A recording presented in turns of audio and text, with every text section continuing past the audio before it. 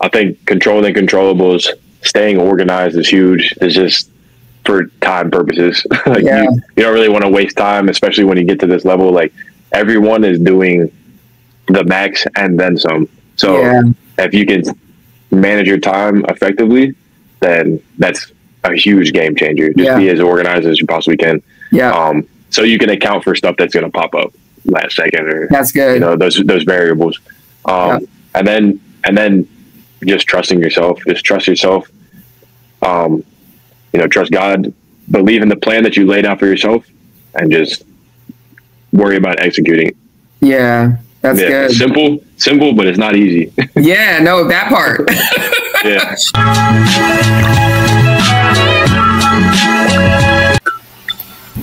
Well, welcome back to another episode of Lessons into Blessings. And today we have a special episode for you. We're doing it Olympic style. We're getting a little bit out of our normal routine, talking about real estate, because I believe that there's a lot of lessons to be learned on the Olympic journey that applies to investments, that applies to entrepreneurship. And so today I have with us on the show, Malacchi Esdale. He was selected and played in the 2004 Paris Olympics, which is still going on today. He's on the U.S. men's rugby sevens team, was selected as well as an alternate in the 2020 Tokyo Olympics, but sat out that game. So he had the opportunity to really step on the Olympic stage in a big way for the Paris Olympics. So join with me on the stage, Malacchi Esdale. Hello. Thank you for having me. You usually do, you know, that. I'm used to the crowd hype. Yeah. Oh, so super excited to have you on today. I didn't share with people, you're also my nephew. So yes. I got to enjoy and be with you there in Paris as you performed on a world stage. So I'm excited to just, now that you've had a couple weeks to settle back into life as usual after such a monumentous event and an experience. You have moments to settle and think and reflect and all that good stuff. So I get an opportunity to just chop it up with you and pull out some lessons that I just believe that investors, entrepreneurs, which you are one, right? I did add that you're an entrepreneur as well with your wife. Called the Good Market. Shout out to the Good Market in San Diego, which is a vegan kind of open market. You could probably explain a little bit of that as well. I just want to talk to you with the audience just about, the experience. Let me just start out by saying, because sometimes we don't, I think as individuals, even as investors, when I look about what I've achieved just as building my real estate portfolio, sometimes people can be like, wow, man, you've done a lot. And it's when you're in it and you're like constantly building, your head's down and you're grinding.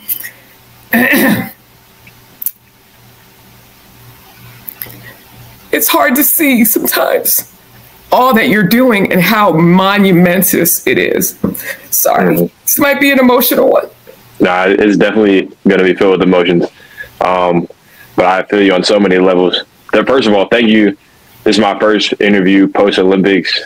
Like, I am extremely honored and blessed to be able to be in the position to be interviewed by my auntie, someone I love, look up to. I've gotten so many life lessons from you, and you've provided me with so much motivation and just encouragement like throughout my entire journey. So I feel so blessed right now. I am just getting back in the Olympics, so I am decompressing and settling in and finding time to reflect and stuff. So I'm just real grateful to be in this position, regardless of the outcome of the event. Absolutely, Paris was crazy, having all my family there, you there. So yeah, I'm ready to get into it. I love it. It's awesome. Now, yes, I'm sure resting as well. Yeah. 8.2 billion people exist in the world. 11,000 people are selected out of 8.2 billion people across the world. So 0.01, probably 0.001, I try to do the math, are selected to just be on this world stage. And of the 600 plus American athletes out of 341 million in America from a population standpoint. What is it like to just, number one, take us through your moment where you were just like, wow, I'm selected to actually play in the Olympics? It's crazy. Yeah, I'm getting emotional already. It's crazy because, so many people will tell you like, damn, don't let the moment pass you and really embrace everything. And for me, it was because I'd had my head down for so long and worked so hard for this goal. I paid attention to those words, like from everybody, from all of like my outside sources. I think that was like the thing that I tried to focus on the most, was staying in the moment and just enjoying the whole process and enjoy every moment, because it went by so fast. Like I'm like almost 2 weeks post Olympics now. And it feels like it happened in a blink of an eye. Wow. I was there for 2 weeks, the week before competition, and then the week leading up to competition. Yeah. Competition was only a few days, and it was gone like that. It was gone like that. Yeah. So, man, I don't think it didn't settle in until, this is a cool moment, but it didn't settle in until we were getting our welcome package from Polo, Ralph Lauren, our kit sponsor, and Nike. Yeah. That it was like, because it's business as usual, because I'm used to, a strict schedule. We train for the month leading up to competition. You travel, you go on tour, check into your hotel. Everything was business as usual. And then you get the Olympic rings and the badge and everything like that. And that's when it starts settling in. So I was named to the team, called my mom, my wife, first people I called, cried to them. Obviously a hit. Emotion, but it didn't actually settle in until I was walking through. I saw my name on a plaque that said, "Welcome, Malacchi. This is your opening ceremony outfit, your closing ceremony, your medal ceremony." Like, that's when it all hit, and it became a reality. Oh my goodness, like, I'm about to do this. I have a chance to do something that no one's done before. So yeah, it all came together when I saw the I love that and the outfits. I love that. Now, what did it feel stepping out onto the field? Like, so, I mean, I was in the stadium, Stade de France. Right. People have been watching the Olympics. It's kind of where the track, all the track and field events are, and many different events were in that stadium. But 70,000 plus, I mean, the stadium was packed to the brim. Because rugby it's may not be as recognized in the US, but it's very big sport in other countries. And so what did it feel like stepping out? I don't know if that's the biggest stage you've been on, but 70,000 plus people were in that audience. Yeah, to date, that is by far the biggest crowd I've ever played in front of. Yeah.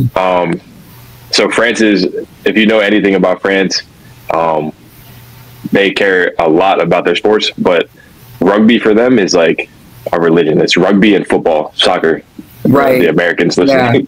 Yeah. So they care a lot about that, and they're very good. Obviously, they won the gold medal this year. Yeah, so we were one of the first events of the Olympics, playing in a country where they adore rugby. And we were also, our first opponent was France. I know, crazy. The crowd was rocking.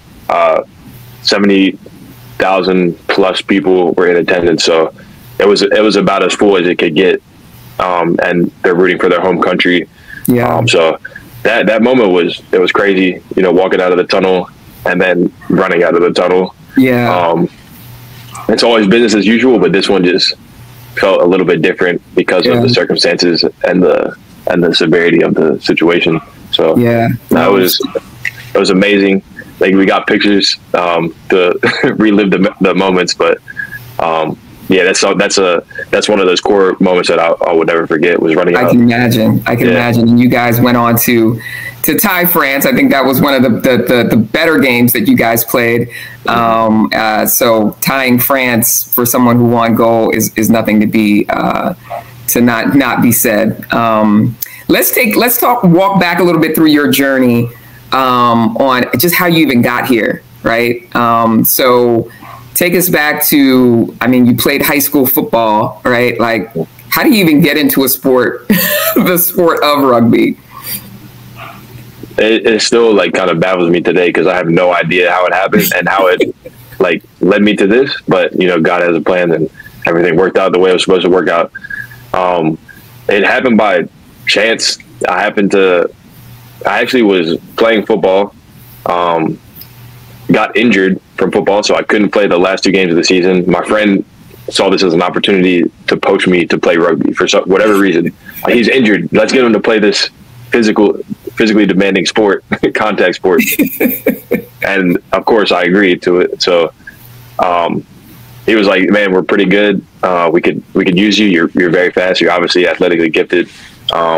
And so I tried it out, ended up falling in love with it. But in America, there's not as many opportunities to pursue, you know, an education or you know, scholarships for rugby. And I was pretty good at football. So kind of, I fell in love with the sport, but I was like, you know, I still love football and I'm getting opportunities to play football and further my education. So I took that route. Years later, I came in contact with the coach that I played for in high school. This is post-football career. I was continuing my education at UCF. He recommended me a few coaches. I got back into it just on the club level, just for fun. I wasn't playing a sport. I was just focusing on, you know, being a student in my academics. But my competitiveness kind of led me to pick up another sport. I was playing, you know, pick up basketball and stuff like that. But I was like, I need that like real competitiveness, like someone who wants to win as bad as I want to win and go toe to toe. So picked it up.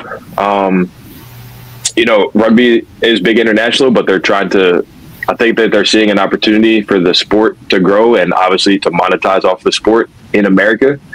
And it's not as big here. So they're really trying to grow the sport. And around the time that I had picked up playing club level, the inauguration of a professional league in America was starting up at the same time. So it was just a culmination of everything coming together at the right time, meeting the right people, having the right connections. And I'm sure we will make the connection to the business world, but a lot of times that's how it works. And things just come full circle and they have to align. And you have to have that feeling like within yourself to know that you're in the right place at the right time to take the opportunity that's put in front of you. Because there are a lot of times opportunities will be right in front of you. If I would have been stubborn and said, you know, I didn't make it in football, but I want to keep trying at this, and it just wasn't the right path for me, then my life could have ended up in a very different way. But, you know, I trusted myself. And the most important thing that I always fall back on is that I was really obsessed with enjoying myself and having fun. So, you know, led to this. So you said a lot of things right there, and these are where I start, you know, breaking down what investors talk about. But it's a quote that says, "Success happens when preparation and opportunity meet." Right? Mm-hmm. So you had an opportunity and it was just a culmination. It just so happened to really all come together. But your preparedness to, number one, say like, I want to compete at a competitive and a high level at something. And rugby, you know, you were there, you had an opportunity. Number one, your network served you, right? And so surrounding your people that can help you align you up for these opportunities, whether for you, it was just, hey, I really just want to play and be competitive. And I don't know where that drive came from. Where do you believe that drive came from to just want to always compete at the highest level? That came from 100% can attribute that to my family. You, Uncle Anthony, my mom, my dad, my brothers, even just playing outside, like stuff got chippy when we were at a young age, just because it was instilled in us. Like, you guys were tremendous athletes growing up. But then even just like on the hustle side, just like whatever you guys chose that you guys wanted to do, that you guys saw it through and did it to the best of your ability. That's, you know, my mom tells me stories, and you told me a few times, you know, back in the day when you were in school and you're hustling side hustles, for sure, selling candy and stuff.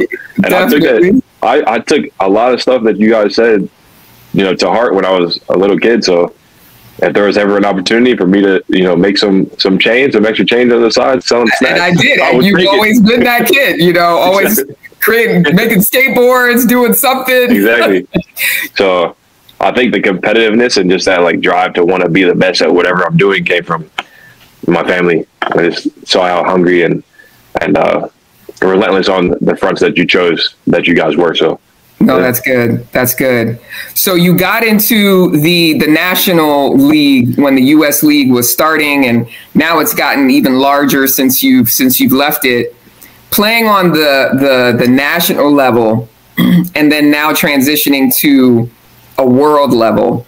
What was that transition like, and what are the things that we talk about pivoting when we talk about pivoting? Investments or pivoting, hey, we've been working on something, maybe it's just not quite working. How do you make this pivot to a new space? How was that pivot like for you to go from playing rugby on a national level, the best in the US to the best in the world?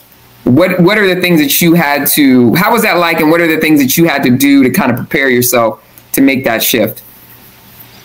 I think that, my journey up until that point kind of prepared me a little bit.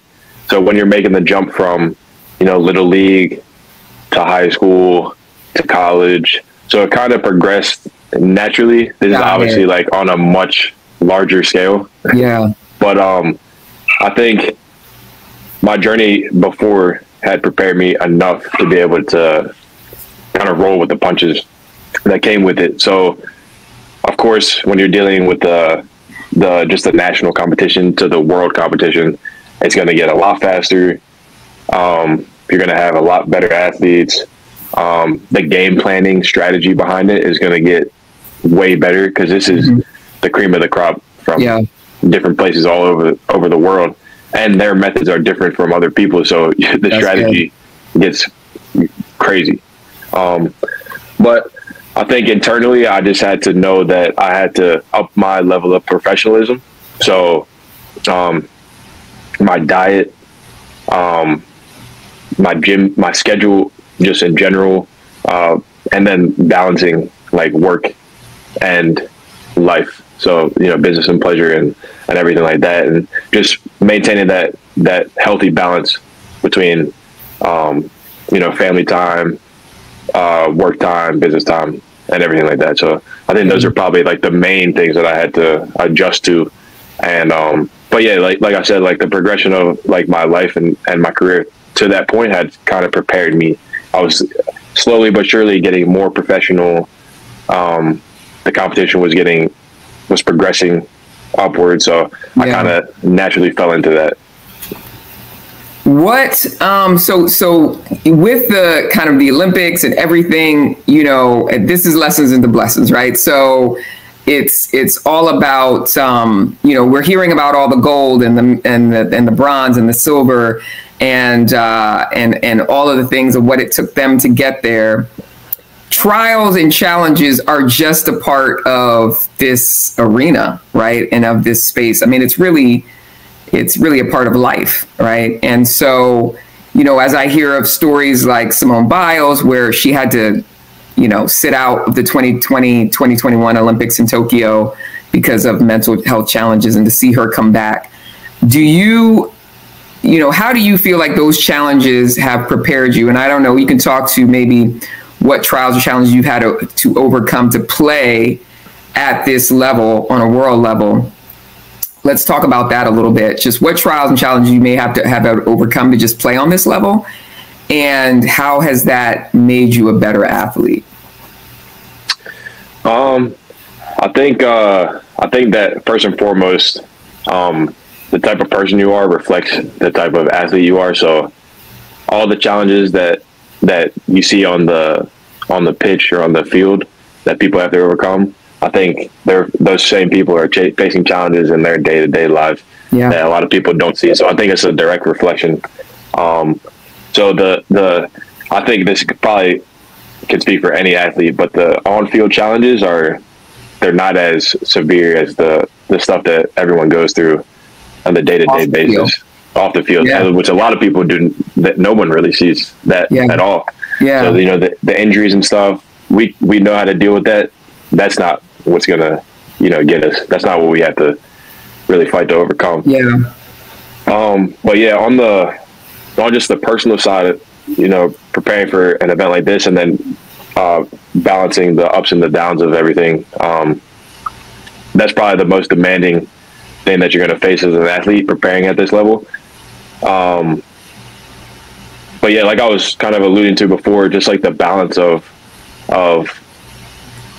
just having a balanced life and, maintaining your physical prowess on the field, but then also your home at life and all the responsibilities that you have outside and your of mental, sports right? playing. I can only imagine there's a mental aspect of, and you may have strategies. I don't know if your coaches or teach you these strategies, but when number one, I believe the Olympic events it's very emotional, right? Like you're dragging a lot of emotion because, like you said, it goes by in a blink of an eye, and you've spent years and a lot of time.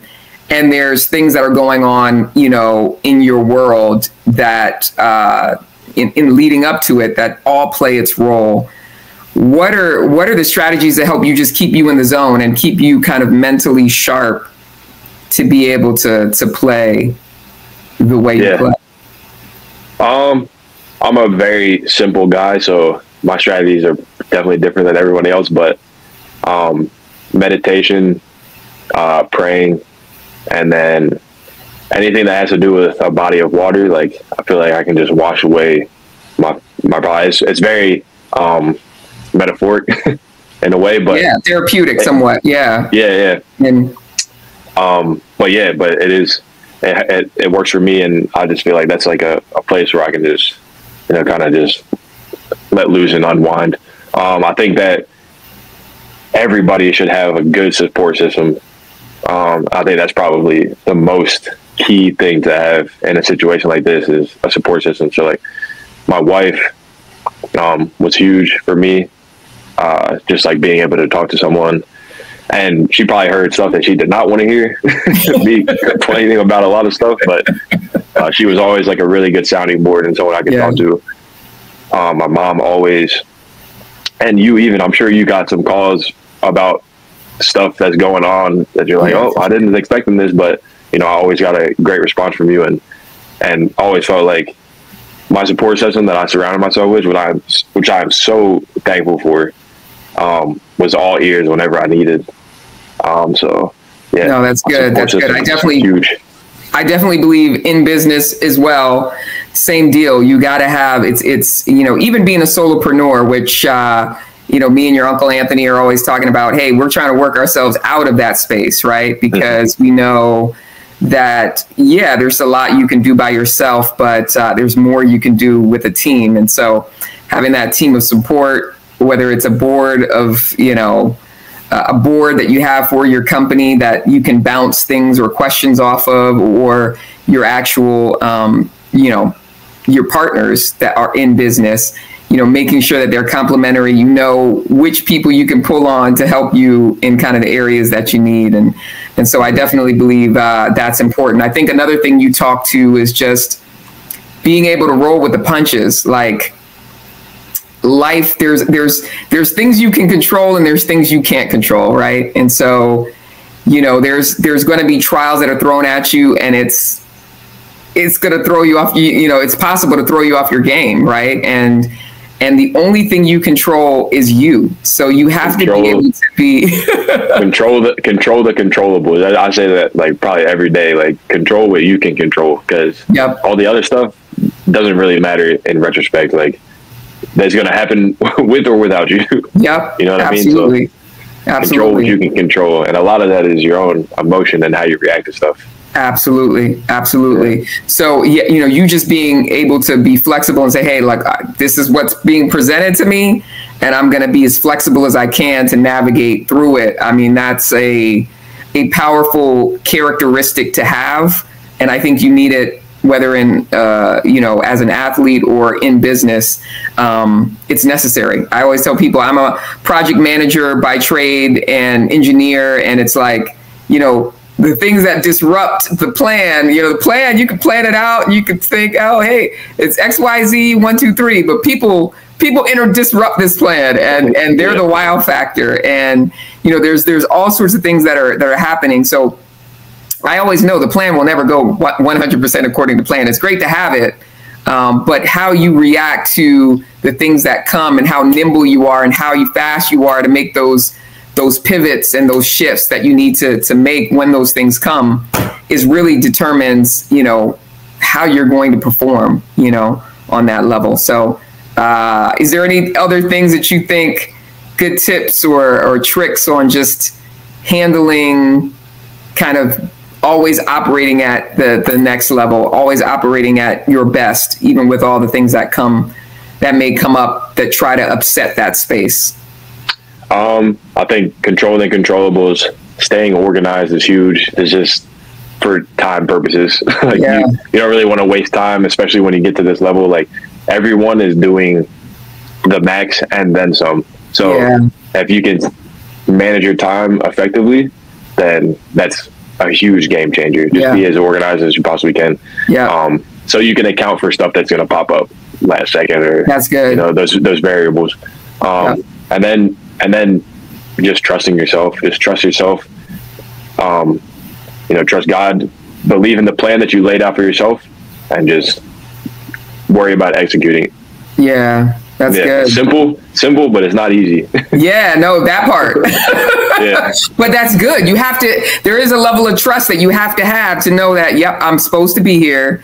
This plan, it may be a different route to the plan, but me getting there is going to happen, right? Yeah. And I definitely think there is a level of belief. I liked, I was listening to an interview with Simone Biles. I really do love her story.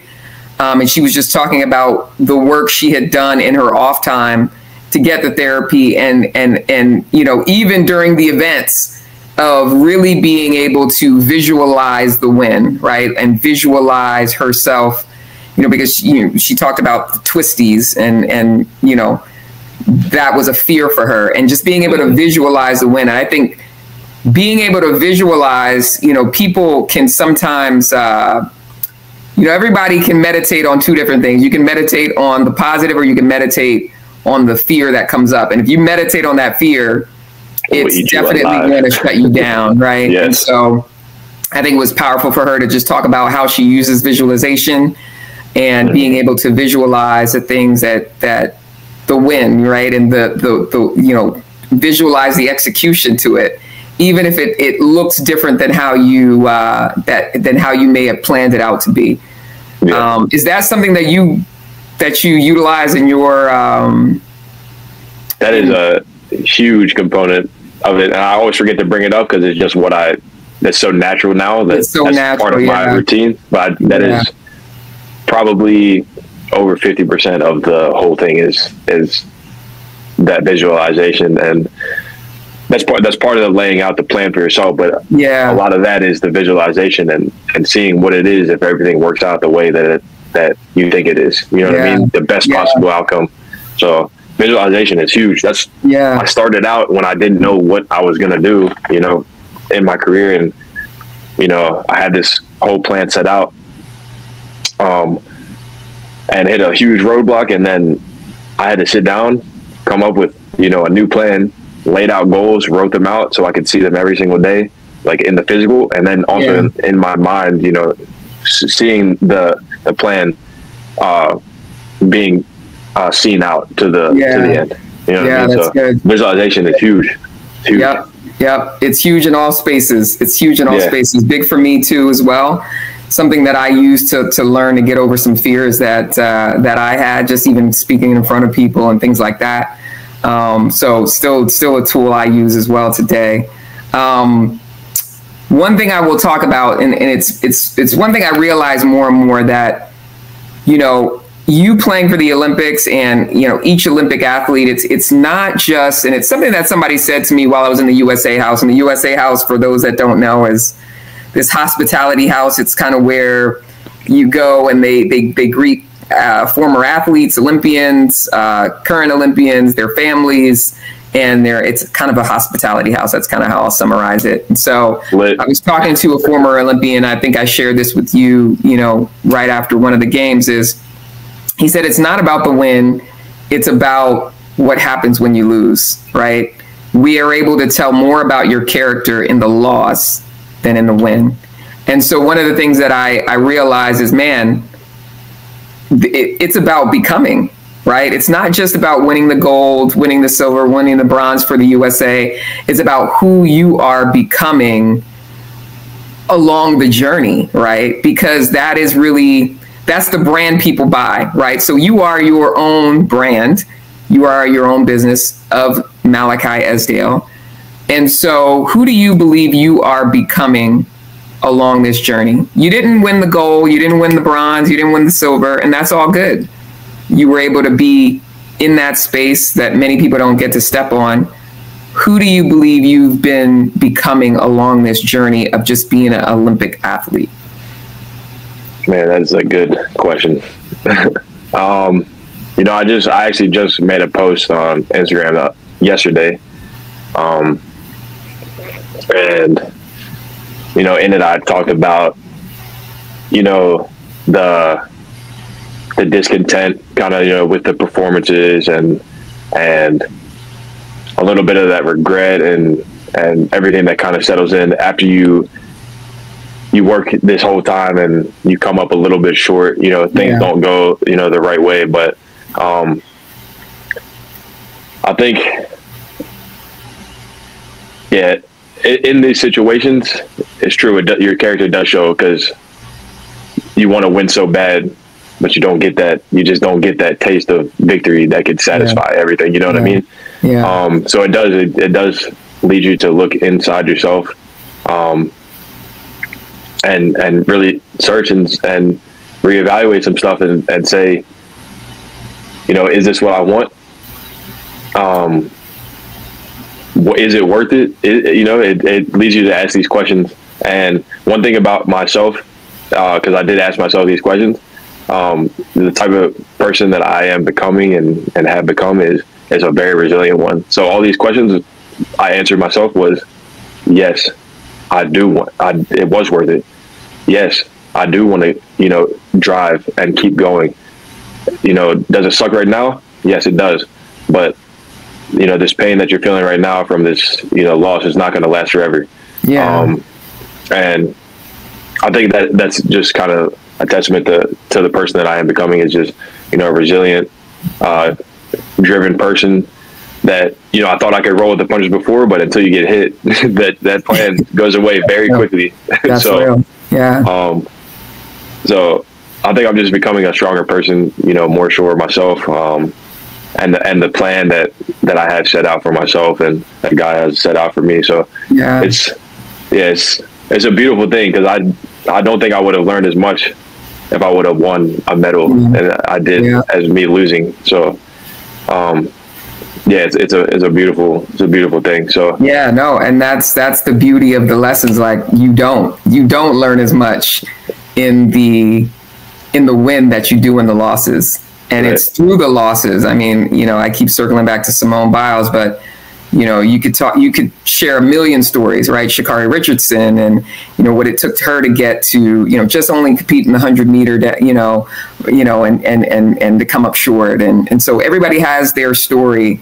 What are you doing with your story, right? Exactly. And that makes the person who you are. That makes the brand of who you are. If you had to say, because that's what these sponsors pick up, right? A lot of Olympians, you'll hear their journey of what it took to just get to the Olympics, right? Just from a sponsorship and somebody paying. And thankfully, you have great board and great sponsors that sponsor the U.S. women's and men's rugby sevens team. What just in general, if somebody said, "Hey, look, I'm looking for brand ambassadors and your brand, once again, you're Malacchi Esdale," what would you say? Hey, this is my brand. This is who I am. This is who you're getting when you sign up for the brand of Malacchi Esdale, right? Because it's a business. And I even think about, business and the real estate and the things that I do, signifies who Tari Thomas is, right? When I first got started in my There's Room business, it's funny, I had a mentor and they made an introduction to a possible sponsor that was going to, potentially fund some things. And I had no clue. I was completely clueless. They were like, what's the There's Room brand? And I was off on a tangent trying to figure out, okay, what is the There's Room brand? And it's like, the brand is you. At the end of the meeting, I'm like, wow, the brand is me. I should have just said where my heart was. And, and so the brand is you, Yeah. And so what do you believe that people sign up for when they sign you up on a team, when they sign you up to be an Olympic athlete, performing for us with our name, with the USA on your back, what are they signing up for? What do you believe your brand is? And I'm sure it's ever evolving. It is.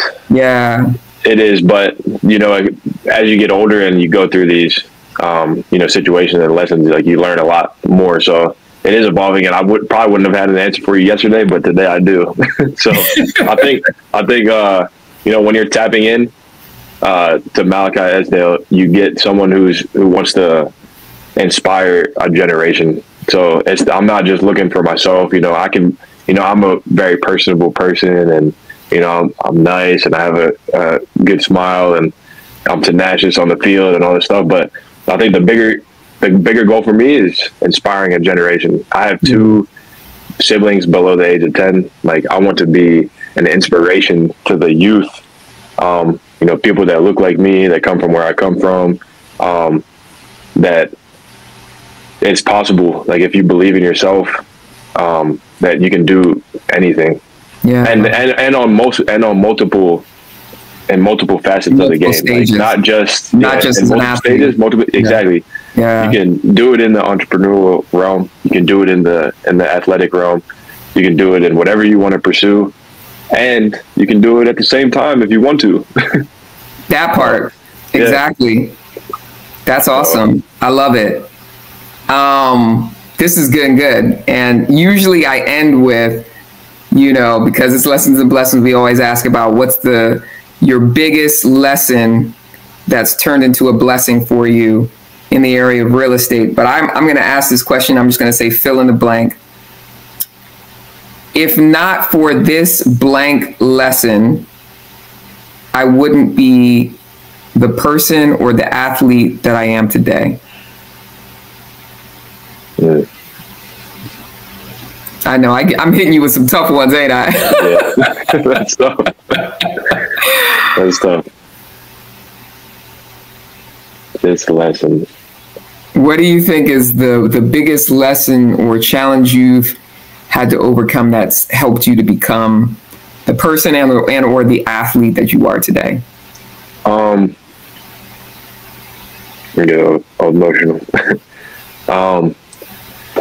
Probably, my dad passing was probably the biggest thing I had to overcome mentally, emotionally, just on every level. It gave me a sense of really just appreciation for your family. But then also that, if it's your time to go and God wants to call you, then, it's your time to go and nothing lasts forever. So just enjoy every moment that you get to enjoy. And I think that's translated to every facet of my life and every single level. So I think that what came from it is I had a deeper appreciation for my family. Growing up, you always you just don't appreciate it as much. Yeah, for sure. Grandma pulling your ear to try to get you to do this, and your mom telling you to mow the lawn, like the little naggy stuff that you think that's why is she doing that? Why is she doing that to me? Yeah. And then you look up and you're like, wow, they really just do it because they care about you and they just care about you. So I think it just gave me a new outlook on just certain things that I wasn't quite understanding, and I think that was probably the major moment in my life that kind of changed the trajectory of stuff, and just a lesson that turned into a blessing. Amen. That's good. That's good. And just, shout out to your dad. I mean, I know he's always wanted to see you guys operate on this level from an athletic standpoint, something that he set out to do and never was able to achieve it. But he would be very proud of you in this moment. And so you got to carry the Esdale name to the Olympics. And so that was a big deal. That was a very big deal. And I felt that as well. Being in that space. Sorry to make you tear up because it's kind of a little bit too, but we have come to the end of the podcast. So perfect timing. And like always, we say just continue to stay blessed. And so until next time, you guys continue to stay best. Thanks, Malacchi. How is people can connect with you about the Good Market and all the things that you are doing out there? How can they stay connected with you? You can hit me up on Instagram. That's probably the most utilized social media at the moment. Absolutely. It's just Malacchi Esdale, at Malacchi Esdale. Send a message if you have any questions. You want to find out more about, what I'm doing and the plans I have going forward. I haven't yet decided if I'm going to make another push for the Olympics, but you will find out very shortly. Awesome. But yeah, stay blessed. Thank you for having me. This is actually crazy circumstance that I'm in right now because my auntie is interviewing me. It's crazy, but I love it. I love it. Hey, you never know where it's coming from. So until next time, guys, stay blessed.